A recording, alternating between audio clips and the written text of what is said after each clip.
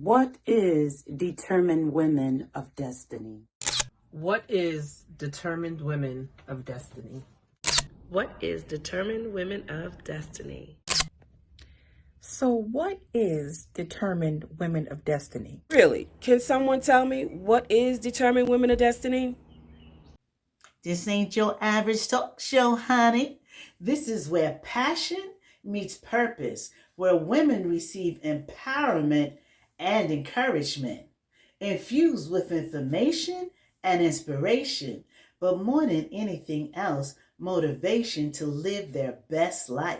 So I want you to grab a cup of coffee or a spot of tea. Sit back, relax, and enjoy the show. There goes a woman of God. Baby looking like whoa, man. There goes a woman of God. I'm a woman, I'm a woman, I'm a woman first. I'm a woman, I'm a woman, I'm a woman too. I'm a woman, I'm a woman, I'm a woman true. I'm a woman, I'm a woman, I'm a woman. Oh. Hey, good people. It's Yvonne, the Motivator Man, and you are checking out Determined Women of Destiny, the place where amazing women that are doing amazing things come to show off. My guest today has been living with HIV for 30 years. Yes, 30 years. And we're going to talk to Derani Woods Jackson, and she's going to tell us about this journey of being HIV positive. Welcome to the show, Derani. How are you? Thank you for inviting me, and I'm doing well. Good. Now listen, we're going to jump right into this. I don't know why my nose got to be itching now. Not on the show. Not on the show. You were first diagnosed when? Okay, May 29th, 1 o'clock in the afternoon. It was a Thursday. It was like 90 something degrees outside, 90, 91 degrees. What was the year? 1992. 1992. So what prompted you to have the test? And when you got your results, what were your feelings?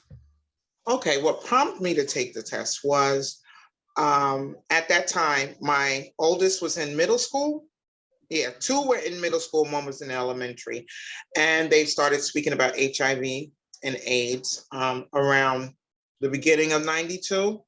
And there was a health teacher that wanted to incorporate that in school. Okay. So she spoke about it, she won. So she was able to teach these children about HIV and AIDS, but they had to have permission from their parents. So when my oldest son brought the paper home, the permission slip, I'm just looking at it and I'm like, okay. He goes, do you know what this is? I said, yeah, I'm looking at the news. I said, do you know what this is? He said, yeah, the teachers talk about a little bit. So he said, Ma, have you been tested? I was like, no, I'm good, And I thought I was, but after he went back to school, I thought about it. Probably a couple of weeks, I thought about it. So I said, why not? What can it hurt? I took the test. And then a few weeks later, you went back to get your results. When I went back to get my results, the nurse came out, called my name, sat down, and she was laughing and having a great day. So I'm laughing along with her. And then she grabbed my arm. Well, not grabbed it. She just laid her hand on my arm. And she said, I'm sorry to inform you. And it seemed like somebody came and sucked all the air out. Wow. I couldn't breathe. And she said, I need you to breathe. And at that time I was Woods. She said, Miss Woods. But I was Woods Munlin. I was still had my first husband's name. She said, I need you to breathe. I need you to breathe. Please breathe. So then I just let out a big air and I just sat there and she talked. I couldn't tell you what she said. All as I remember, getting an envelope and walking out. Wow. Yeah. In 1992. 1992. Yeah. I started working in the health clinic in Amityville in 1991. Mhm. The administrator kept giving me this paperwork to sign up for training in Right. HIV. I was like, that's the gay man's disease. I'm not, listen, Right. out of here. You know, Right. it was the gay man's disease. It was number gay men, supposedly, Supposedly, yeah. that, were getting HIV. We didn't even know what HIV stand for. We run right into calling it HIV. We didn't even know. Mm-hmm. And she kept breaking it down and breaking it down. She gave me some literature. And the literature said that 52% of all newly diagnosed HIV cases was me. And that was Right. a Black woman between the ages of 18 and 40. Mhm. And at the time, I think my daughter was 5. Right. So I was 30. And when I tell you that thing hit home so bad for me, Right. it just knocked me for a loop. And I went back to her office. I remember Nina took her. She said, I went to her office. She said, I already signed you up, Yvonne. And I said, you did? She said, yeah. She gave me the date, the time, and everything. And I took my first class, the overview, and then I test counselor, pre and post, train the trainer, cultural diversity, everything New York State AIDS Institute gave, I was trained in. Okay. But I couldn't get a job. I couldn't get a job, even though I was a phlebotomist, Oh because my at goodness. that time, they only wanted social workers. Wow. Like in the HIV field, but then they wanted the phlebotomist to teach the social workers how to draw blood. I was the first phlebotomist in that clinic that said no. No, Okay. I have all of the training, and you're telling me I can't do the job. I'm not going to Right. teach you how to do my job. I will not teach you how to draw blood. But Okay. if by chance Nina Tucker had not forced me to do that, I would have never met you. Wow. Well, thank God for Nina. Yeah, I would have never met you. And it Wow. was EOC. I went for an interview with them and they didn't hire me at first. And then I came back and interviewed again and I got the position as a health advocate. And that's when I met you and your bestie at the time, Amy. Amy Ford. Yep. Amy. And the two of y'all were inseparable. And the first thing they told us in HIV, when you're an HIV advocate and you're doing counseling, you remove yourself from your client. You do not make connections. Right. But the three of us was thick as thieves, weren't we?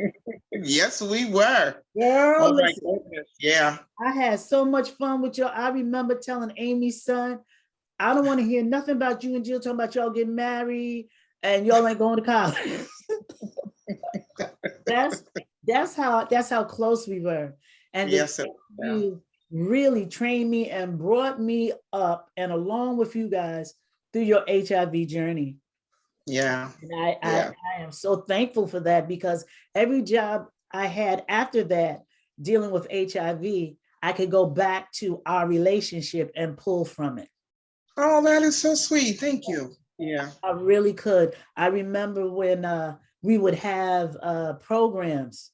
Oh my God. You would Yes. have to come and just tell your story that you were positive. And remember, Amy had that cute little boyfriend. Yes. And I he can't think didn't of know that she was positive, and she it. decided to do it that night. We thought we were gonna have to carry that boy out. Oh, I remember that night. He looked like he about to die in the front He row. was like, "Is this true?" I said, Yeah. Yes. couldn't say anything else, couldn't lie, couldn't." Right. And we were like, Amy, she's like, well, he had to know something. Yeah. Not like this tonight.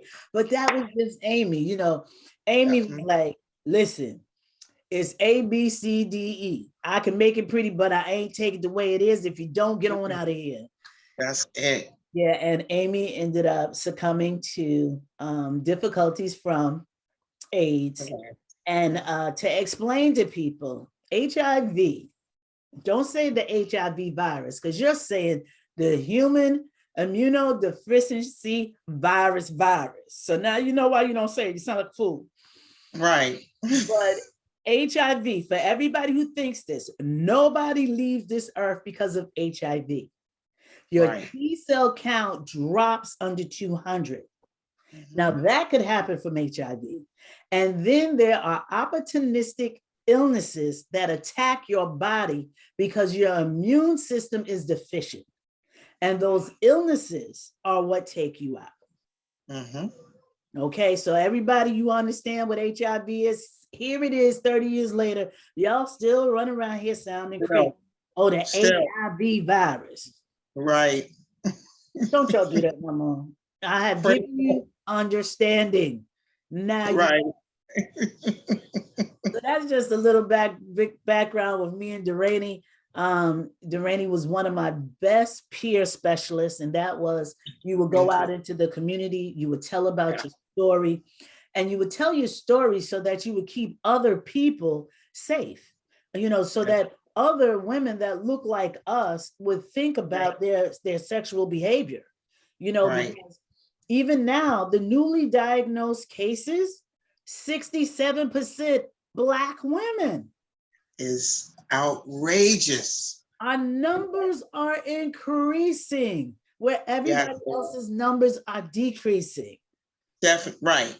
And I remember you were really good at handing out them condoms. You're like, listen, I still do. Just use it. Just use it. I don't like them. I don't care. I don't care. I don't care. I still do. I still do, Yvonne. Oh, that is wonderful. Mm-hmm. That is wonderful. So you are still continuing on the education process so that women can stay healthy. It's all about the education. It's all about the knowledge to keep yourself healthy. And it's something kind of simple. Just make sure that a condom is used. Definitely. Well, condoms can come off. We understand that. But what we're saying is go in protected. At least, at least. Start it. Just don't go in and just say whatever's going to happen is going to happen, because as you can see, she went to the doctor, she got tested and had no idea that this would be, what would be, her results would be positive. So now that you've gotten a positive result, you have to go back home. Do you tell your children? Do you tell your mother? Do you keep it quiet? Oh my goodness. I went home. No, I didn't go home first. I went shopping. I bought a case of frozen chicken legs. I thought you was gonna say, girl, I went and bought the most expensive dress ever. This child went and bought some food. She's gonna go home and cook. I went frozen, and the kids were still in school. I got home. I put the box down. I called my father in Florida, and I explained to him. First thing he said, let us pray. As my tears kept flowing, and I can hear him crying, but he prayed and he said, don't worry about it. My baby ain't going nowhere. Oh, yeah. So the second person I called was my mother. I asked her, I was living right down the street. I said, please come here immediately. So she came, and I was talking to her, and she said, what are you doing with all that chicken? After I told her, I said, Mom, I said, I don't know. Do you want some? So we're talking about passing this chicken, some to her and a sister of mine and a neighbor. And she said, what are you going to do? Are you going to tell the kids? I was a mess. I had no answers. I had nothing. I was just out there. Until 2 weeks later, I sat my boys down. I have 3 boys. I sat my boys down and I lied. And I told them I had cancer. Because of course, back then, we're thinking, take this medicine and we're gonna die. No matter what, you're just gonna die. And the stigma was horrible. It was horrible. Absolutely horrible. You have HIV, you must be a drug addict or a prostitute or you're gay. Yes, or a whore. Right, because you done slept with 15 men in the last 2 hours, that Right. type of thing. We did not realize until years later that the blood supply Mm-hmm. was the biggest contributor to the How about that? spreading of Of HIV. Yep. And if y'all don't believe me, there's an old movie called And the Band Played On. And it explains to you how the largest supplier of blood in the United States Yes. refused to destroy their blood bank because they said it would cost them too much money. Too much money. That's right. It's We- more important We to were save a life That's right. with infected blood. They will be okay. Yeah, well, it'll be too much money, and people would have to lose jobs because of it. Huh? Mm-mm. We have unemployment. Mm-mm. And I know somebody will say, oh, that's easy for you to say. You weren't the person working there. Honestly, if someone told me I had to lose my job, but it would save someone's life, Right. I knew that I could get another job. Definitely. But that person can't get another life.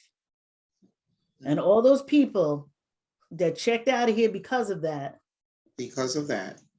is ridiculous. Now we're going to go to break. We're going to come back. We'll talk a little bit more to Derani about her journey, her struggles, her ups, her downs. Sister girl got married within that time. So we're going to hear a lot of good stuff. You make sure you come back from break. You know what I say, turn that chicken over and come on back. Come on back. My name is Kamisha Farkason, CEO and founder of Concrete HR Solutions, LLC, a consulting firm providing concrete solutions for all of your HR needs. Here at Concrete, our mission is to enhance our clients' opportunities for success. We ensure that the right numbers of the right people are in the right jobs at the right time with the right training, all while promoting positive employee relations and making sure that you remain compliant. We understand that human resources is the support arm of an organization. It's about driving efficient business results, driving your mission through effective people management and minimizing risk. What sets us apart is that Concrete is not only for small businesses. We provide solutions for employees and job seekers as well. It all begins with a conversation.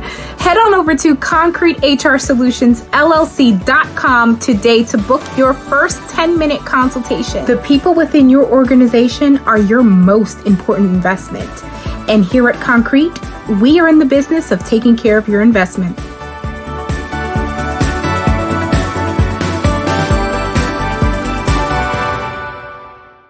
And welcome back.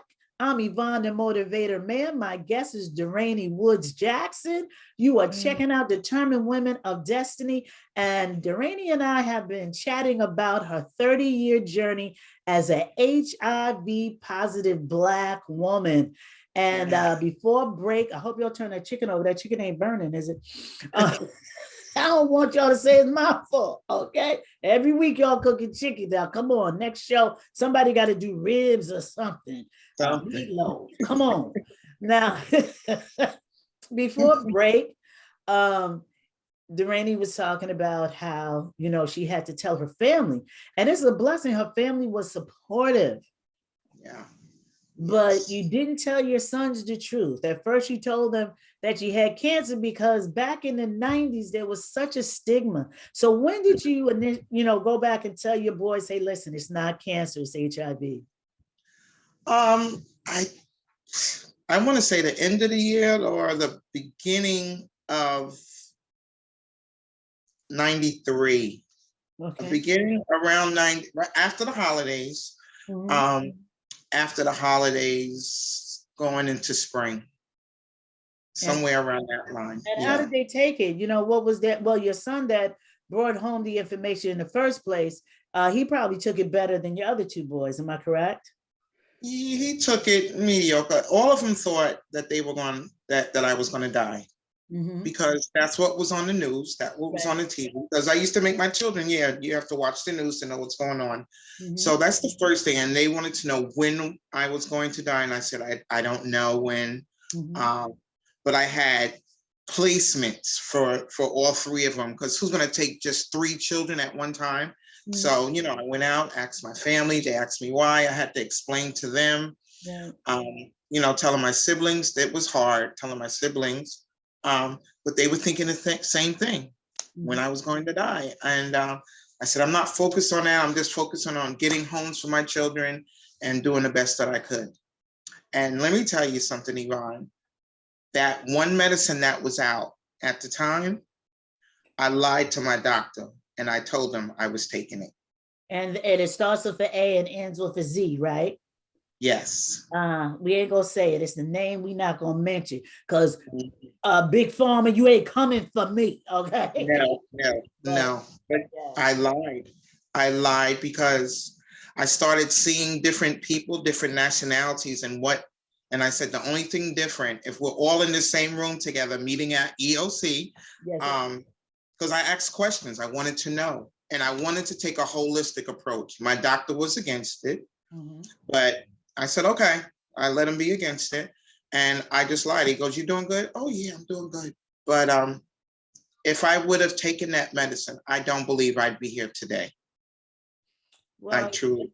I will tell you from the people that I worked with at EOC and at PWAC, remember? Yes. People with AIDS Coalition. And I was the hotline girl on Saturdays. My daughter would be sitting at my knee playing, and I'd be on the hotline. Hello, PWAC, it's Yvonne, can help you. I have to say, you're the only person that's still surviving. Oh, thank you. The only one. The only one. I mean, the reason why I got out of the HIV field is because I buried so many people in such a short amount of time. I mentally wasn't able to process this anymore. And then I went into the mental health field. And I was like, girl, you jumped out of the fire pit straight into the fire. And then I did go back to HIV for, a little bit because my heart, was always there. Right. Yeah. There. So you didn't take the medicine. You lied and told your doctor you did. And, what was it like as far as, did you have to suffer with any of those illnesses that are usually attributed to HIV and AIDS? Well, no. What had happened was in the beginning, I was getting sick all the time. Like probably around 94, 95, I started getting sick and having these major headaches. And they wanted to do the spinal tap. They found out I had high blood pressure. And that ran in my family. So the doctor told me not to worry, just to keep taking my regular medicine and my new blood pressure medicine. Like, yes, I'll take it. Right. So one thing that I did do is just got myself knowledgeable. I just started reading and reading. I'm finding out about, different things, different people, different nationalities, how this medicine affects people. So you said you took a holistic approach. Now, was there herbs and vitamins that you attribute to your health? And what were those herbs that you were taking? Oh my God, mostly herbs, no vitamins, mostly herbs. I was making a tonic that I was drinking all the time, and that was ginger. It was ginger, parsley, and cilantro. I would boil it. It tastes disgusting. And my family, they used to say, don't open her refrigerator and drink. That's not Kool-Aid. But I was drinking 3 gallons of this stuff per week because I heard that it can purify and clean your blood. So I was making that. I was eating raw garlic, anything I could put my hands on that had something to do with your immune system. And plus, years on years, let's say from 94 on, I started meeting people. They were just put in my path. Started meeting people from different countries. And like this, the Chinese, I went into a Chinese store one time and asked about some herbs, what they had and how good is it for your blood. And this one lady came from behind the counter and she just showed me everything, their fruits, the vegetables, and what I started doing it. I started doing it. Somebody from India I met, he said, here, drink this. It was ginseng. And he said, this is good for your blood. This is good. Anywhere I went that I saw another nationality, I always asked them, about your immune system. And, what if you had pneumonia? What if you had this? I never would say HIV because I didn't know if they would run away or not. Right. But that was my trip. And I started just looking. And, once you start pulling up one thing, you'll just get more and more and more knowledgeable. So to this day, do you still, make your concoctions and you drink them and you run around here eating the garlic and all that good stuff? Yes. A lot. My husband hates to get sick. He's like, no, I'm not sick. He can have a fever falling down. No, I'm not sick. I'm like, oh, you're sick. I'm going to the kitchen. I don't run to the store first.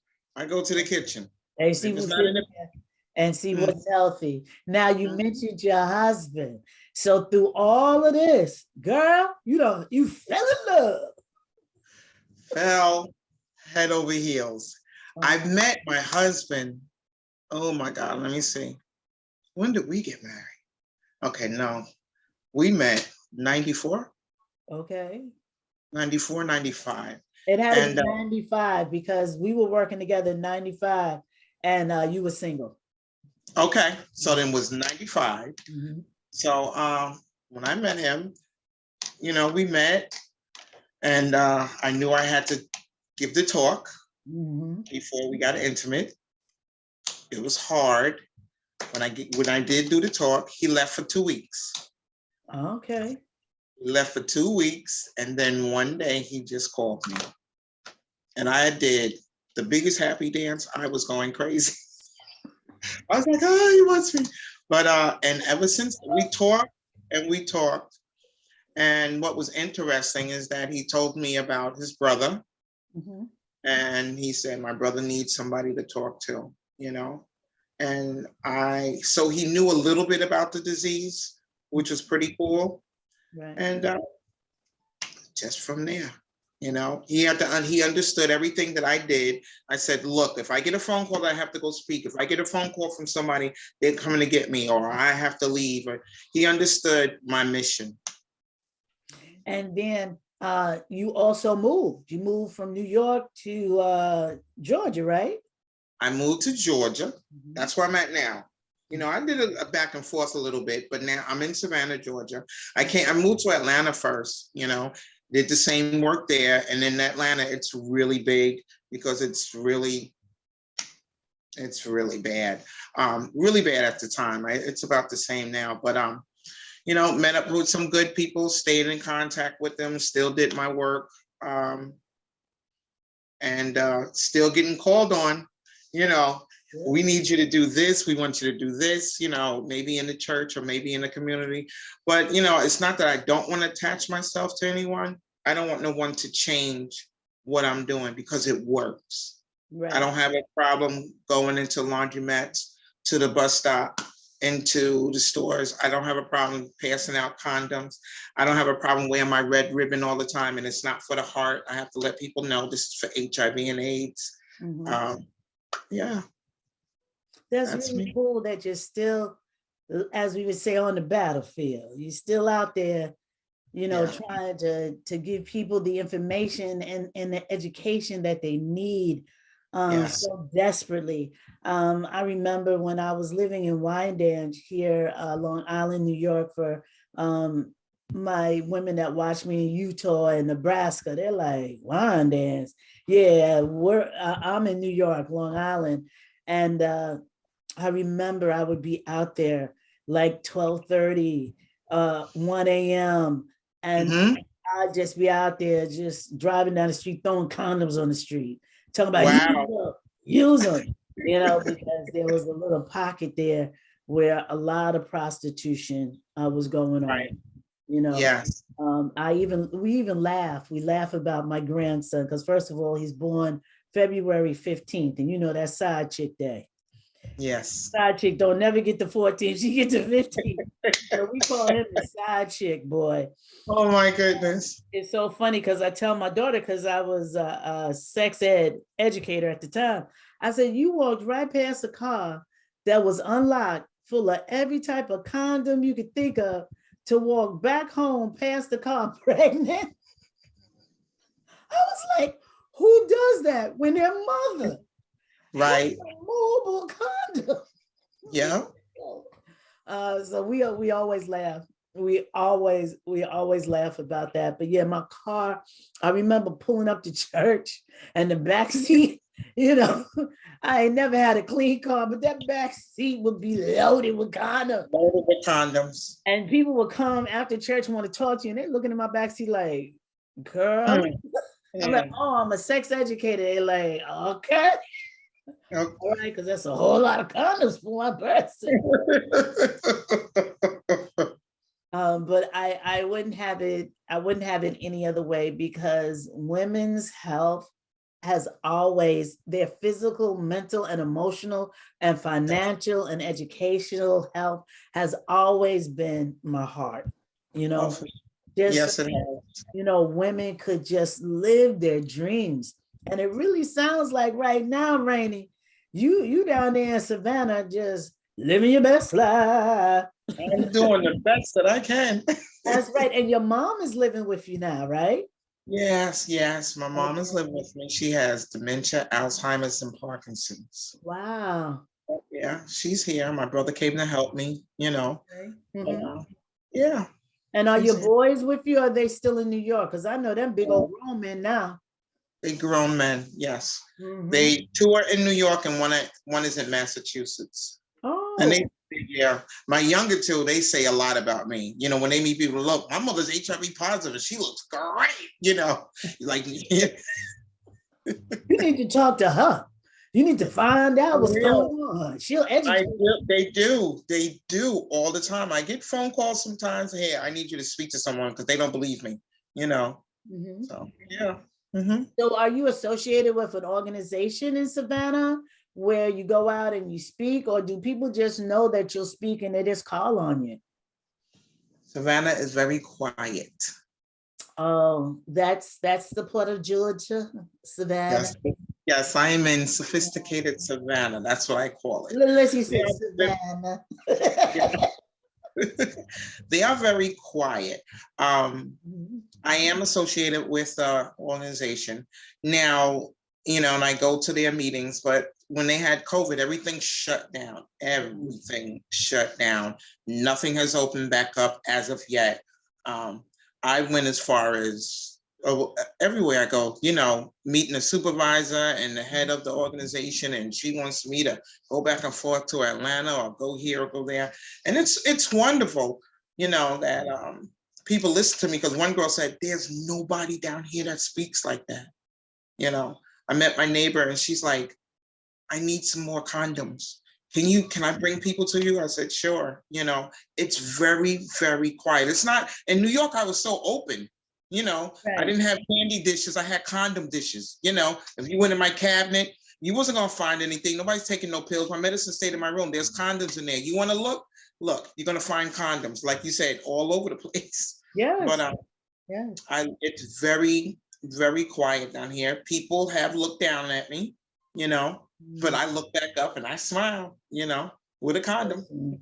He said, And, listen, I have done 30 years to life, boo. Okay. And was not incarcerated. So right. You can look down all you want to. All you want to. All you want to. Right here. Yep, I'm living. Past life. So yes. Now, okay, I'm sorry. We just went on a tangent. You told your husband, and he said, okay, speak to my brother. When did the proposal come? Because I was watching it on Facebook. Yes. Oh my God. Okay. 2000. Mm-hmm. Around I said, we were getting ready to come back to New York. And I said, okay, if we go back to New York, we're going to stay at my mother's house. My mother said, I can't come there unmarried. And if I do, you have to get your own room. And she doesn't have an extra room. So he said, okay. That's all he said was okay. And I was like, okay. Like, okay, are we getting married? And then he asked. And then we got married when we got here. We went to my mom's church, did what we had to do, and we just got married in 2021, February. Mm-hmm. Oh my goodness. Yeah. That is so wonderful. And it's funny, Facebook has a really good purpose, though people mess it up. I Mhm. had no idea all those years of us being friends and hanging out that you knew my cousins Oh my goodness. and you grew up in church with them. Yes. Oh my God. Yes. I was like, how y'all know Rainy? And they was like, how you know Rainy? And I was like, Baby. this world is so, so small. So small. Don't understand it. Every day you find out how smaller it is. Yes, it is. So really, his proposal wasn't because your mama said he was gonna marry you anyway, girl. He was gonna marry me. He was gonna marry you because that right there would have made a guy say, okay, well, I'm gonna stay here and we'll continue our relationship long distance. Right. Because he knew, yeah, he was gonna marry me anyway. Mhm.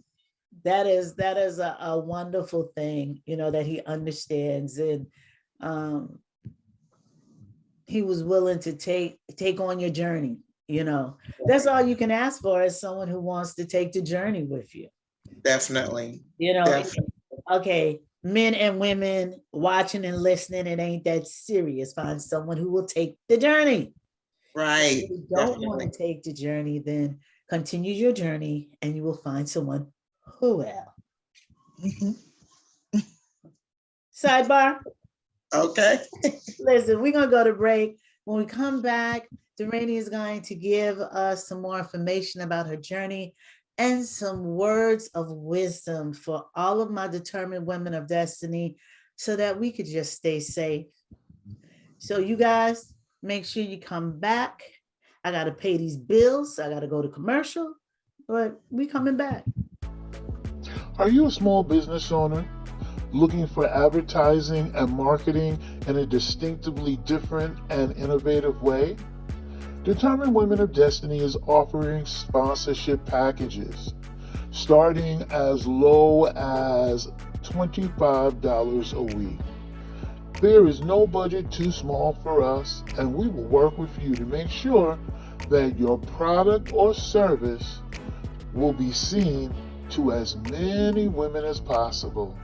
For serious inquiries, please email determinedwomendestiny@gmail.com. Welcome back to Determined Women of Destiny. I am Yvonne, the Motivator Man. My guest is Derani Woods. Jackson. That's right. I had to put that Jackson in there. Oh, yeah. Listen, like, share, and subscribe. Just click the red button. Just click it, click it, click it, click it. It don't cost you nothing. Just put your finger on it. That's it. Now, we've been talking about HIV and how Derani has had this journey for 30 years.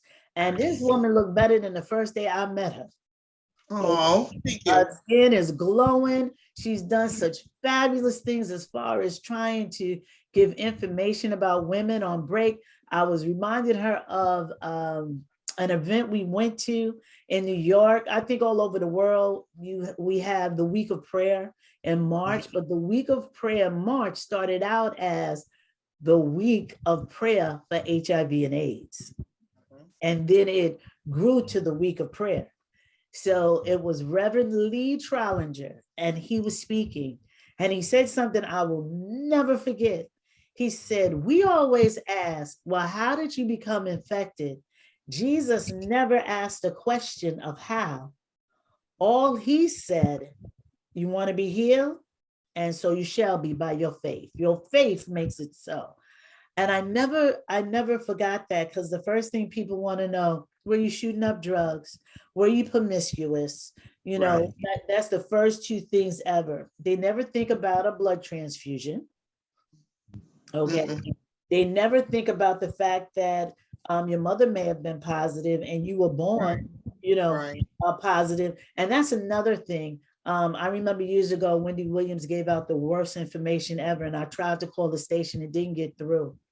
Wow. A woman who was pregnant, carrying a child, that child will be born HIV positive. Why? Because a child has everything a mother has. until the child is between 24 to 36 months. And it's something that calls seroconversion, which means that child is old enough now to make its own antibodies. And at that time, the child has an 80% chance not to be positive because their antibodies have now built up. So no, there's not one baby born to a woman that's positive that's going to be born negative. It cannot be. That child has everything the mother has. Now, I'll give you a little bit more history. You remember back in the day, what they would do is take the cord blood, and it was anonymous. And they knew who was positive and who wasn't because they were taking testing from that cord blood, because the cord blood from, women who have babies has, does a lot of things. They use it to heal a lot of different things. It has a lot of stuff in it, but they couldn't because there were so many women that were testing positive that was walking out that door, to the point where they said, okay, now every woman that's pregnant, we need to get her tested. Definitely. So that they know. This country covered up so much stuff. And our numbers didn't have to be as high as they are if they would have jumped in the beginning and just looked at this as not a gay disease, not a promiscuous woman disease, not a Black woman's disease, not a Black man's disease, but all of our disease, because HIV, along with drugs, are the two things that really don't care about your economic status or your nationality. Right. It will just take you out, and it doesn't care. So, Right. We want to today bring you information that will help you stay safe. The ABCs, abstinence. Okay, for my young, determined women of destiny, my blooming blossoms, listen, sex is not for the weak at heart. And it's just not a sensation. There's a lot of different things that go into sex for us as women, because we're the deceivers. Okay. When he takes his shower, he washes you right down the drain. The first guy you fell in love with, if somebody walked by right now and said Harry Thomas Penn, hold on.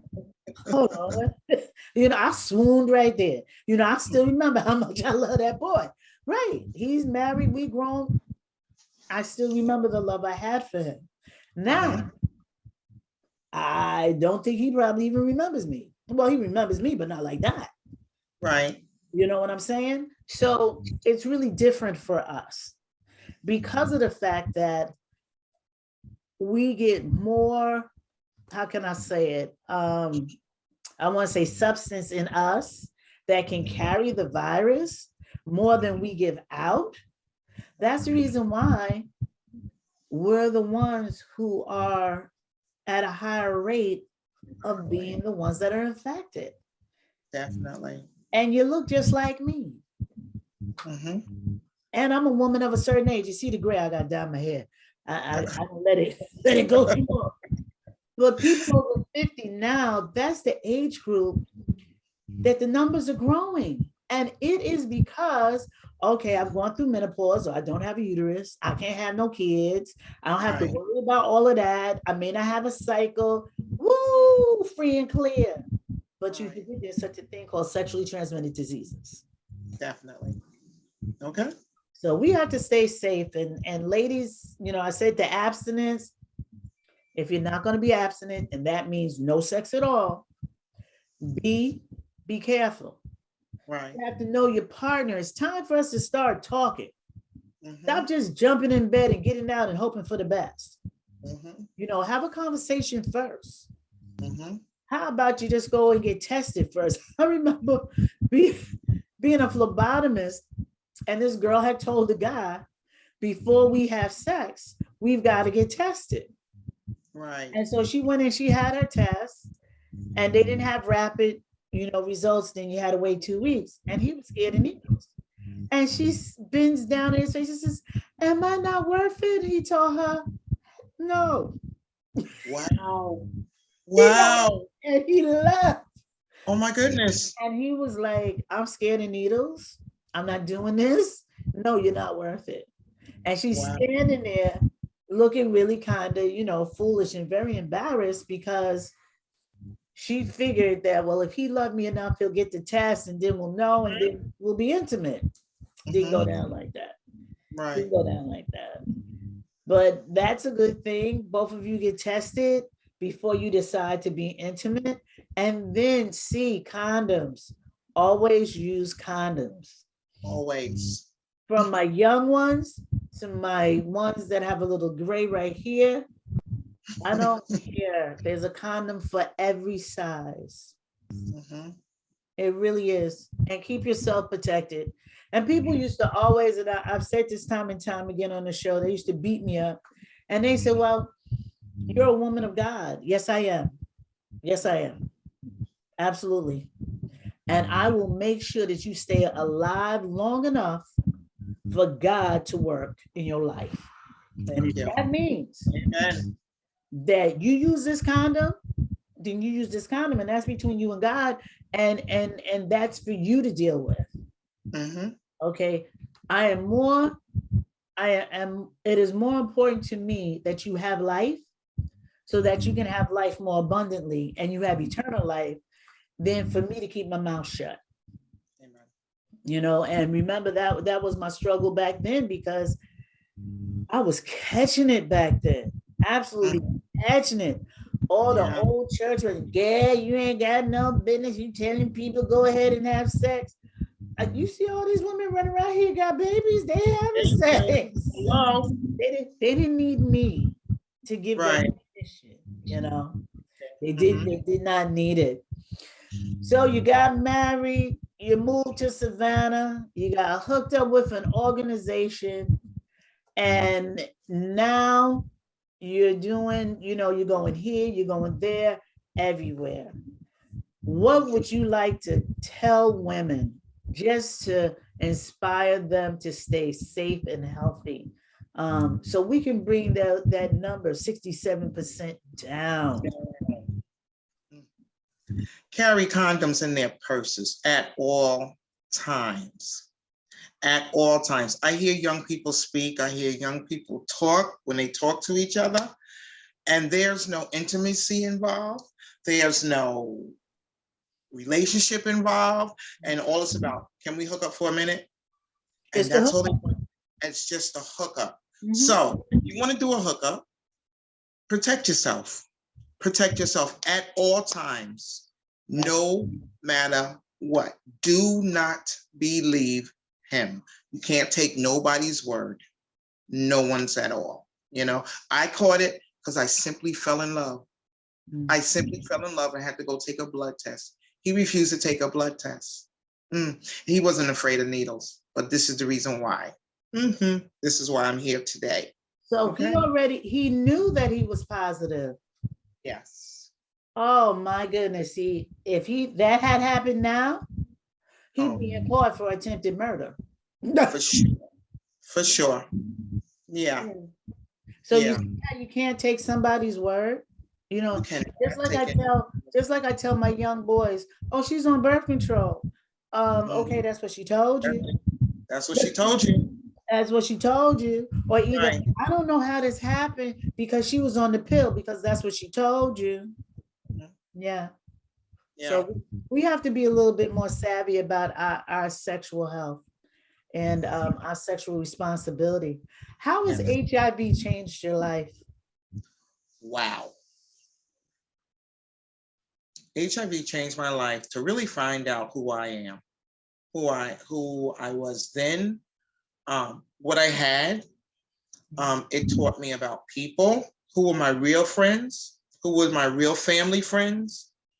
It did teach me a little bit how to be a better mom. I could speak to my kids about anything and everything. I could speak to their friends about anything and everything. Born again people person. I'm just out there all the time. No matter what I'm doing, where I'm at, I could speak to someone. Being HIV taught me how to eat right, eat a little bit better, that I have to take care of myself, be knowledgeable of this virus and everything else that goes along with it. Your mental health is so important. You have to stay out of your head, because I mean, there was a time where if I got cut, if I did something, and I was like, I would panic. Now it's like it's nothing, but I'm always aware and I'm always alert of me. Right. I'm only dealing with one person, that's my husband, so that's a great thing. Just understanding everything I can understand about HIV. No matter what ailments come to me, I want to know if it's associated. So I just have to, move into better habits of life. Okay. I hear that. I'm quite sure that your viral load is something that's important. Do you happen to know, if your viral load, because people are running around here talking about, oh, well, if your viral load is undetected, then you don't have HIV anymore and you can't spread it. That is a lie. It just means that your viral load is really, really low, but you still have enough in your bloodstream to infect someone else. Right. People don't believe that this virus is very intelligent. It knows how to hide. Yep. It knows how to stay low, and it knows how to come out and explode. So it's important to just know who you are. Know who you are as a person, no matter what age you are. No matter, you have to know who you are, and just take yourself and say, I am worth it. I am good enough. You will have to wait. Or you don't want to wait? Fine. I could step on. Be gone. Be happy with you. Be knowledgeable, not just of HIV, from other sexually transmitted diseases. And that is also on the rise. There's a garden variety of them, honey. That's right. Syphilis and gonorrhea is coming back with a vengeance. Herpes ain't never left. No, never left. And it's crazy. 9 years old. 9 years old. I could never. I work in the clinic. I've seen some stuff in my time. Little girl had a sore throat for so long. She was a foster care kid, and she kept saying her throat was hurting, and it got to the point where she couldn't eat. So they brought her to the clinic, and when she opened her mouth for the swab, her whole tongue and her throat coated white with cankers, because someone had been sexually abusing her with oral sex, and they had syphilis. You see? Yeah. And they think, oh God, these poor kids. Yes. They think that having oral sex, they can't catch it. They think of having anal sex because I can't get pregnant and I'm not going to. Yeah. I have all of my girlfriends, my family, I call them, my sisters, my sisterhood, my community that knows me. When they have children, we talk to them. When those children have children, we send me in. Yeah. Talk to them. You can talk to them first. You can, if they have any questions, they can call me. Oh my God. I remember we used to have condom parties, and kids used to come out and be like, and I was like, tell your parents to come too. Tell your parents to come too. Just because they were married, that didn't mean that they were, because I can't tell you how many people that the wife found out that she had the virus and she didn't understand, and the husband would look at her and point his fingers, and all along he had, Sally Betty on the side. And that was the sad part, because when you have a woman in front of you that's pregnant and you have to give her results from her test and it's positive. Oh, my goodness. And it's like, my husband, really? My husband, really? So I hope that this show has opened up the eyes of people if for nothing else, at least have a conversation, start talking. Talk to your daughters, talk to your sons. If they're going to be sexually active, give them information about condoms. Just telling kids about birth control is not an open door for them to start using it. It gives them information. And if you tell them about birth control, it doesn't mean that you can't tell them about celibacy. Your children have to be informed. I'm saying children because by the time you get to 30, nobody can tell you anything. Really, by the time you get to 18 and 20, nobody can tell you anything. Right. So I still hear young men say, oh, well, I don't have to worry about using a condom because I can tell if she's got something. How about And I that? said, honey, I could bring 10 beauties out the woods, clean them up. You'd never know the difference. And you'd be the first one in line to me, I want some of that. Right. I want some of that. Definitely. And you have no idea. But that is still the consensus that I know. Oh, for the young girls, but he loves me. Honey, you give love, he gives love to get sex, and you give sex to get love. That's it. Okay, so it's not an even playing field. It really isn't. I just want my women, that 67% has got to go down. And Derani, you're in Savannah. Give us an email where women can contact you and ask questions and get information. And they don't have to be in the Savannah area, the World Wide Web. You can be in Egypt. Definitely. If you're watching me in Egypt, let me know. I want to know that. Okay, I done went all over the world then. But no matter where you are, you can reach out to Derani and ask questions and get information. And Derani, what's your email address? It's a long one. You ready for it? Okay. It's CHINYERES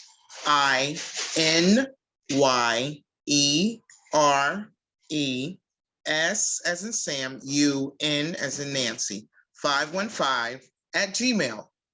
Okay, you guys got that. Say it one more time, Derani. CHINYERESUN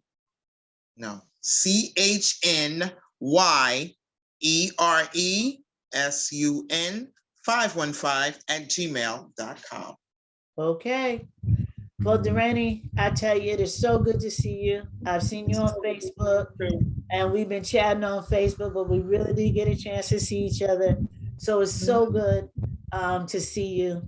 And we dedicate this show to Amy Ward. Amy, passed on, but we still love you, Amy. Do you happen to know where her son is? No, and I have been looking for him because he's not on Facebook. His grandmother used to be on Facebook, and I talked to her. Well, I sent her a message, and his aunt, Deborah. I sent them both a message, and I haven't received anything back. Okay. All right. And Amy had a son, and our kids were very close, my son and my daughter and her son. So we dedicate this to Amy, and we dedicate this to all of the people who are still living and taking this journey with HIV and living a good life. Listen, sis, I'm glad you're still here. Love you to life. I'll speak to you soon. And as I always end every show, keep doing what you're doing till what you're doing gets done. Peace and blessings, everyone. Peace and blessings. There goes a woman of God. Baby looking like, whoa, man. There goes a woman of God. I'm a woman first. I'm a woman too. I'm a woman true. I'm a woman. Oh.